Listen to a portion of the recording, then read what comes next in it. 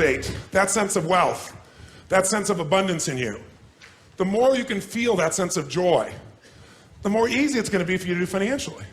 Because you're not going to be in this scarce, fearful mode. Now, that's not enough by itself. You can have this great sense of abundance and do the wrong mechanics and be a disaster. True or false?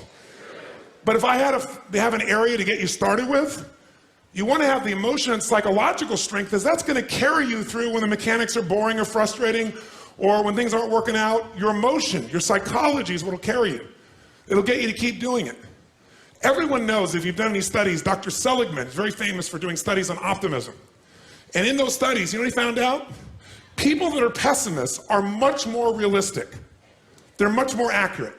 If you give them a test and you ask them to look at something and give you a size measurement of it, or to evaluate their own success or failure at a task, in every study Seligman's done, he did it in the University, I think Pennsylvania if I remember correctly originally, what he found was that optimists always see themselves as doing better than they really did.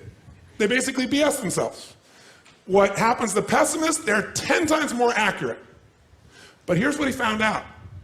What he found out is because the people who are accurate never push themselves because they know it's never going to work anyway. Whereas the optimist sees it better than it is, so they keep doing it. Because they have the illusion they did well, I'll do even better next time.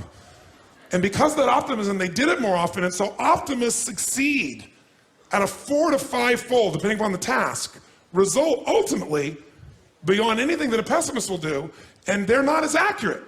All that's a big way of saying is, if you can develop a psychology of resilience in yourself, you don't have to be optimistic or fake, you can be real. The realness is, whatever shows up, you are larger than anything that can happen to you.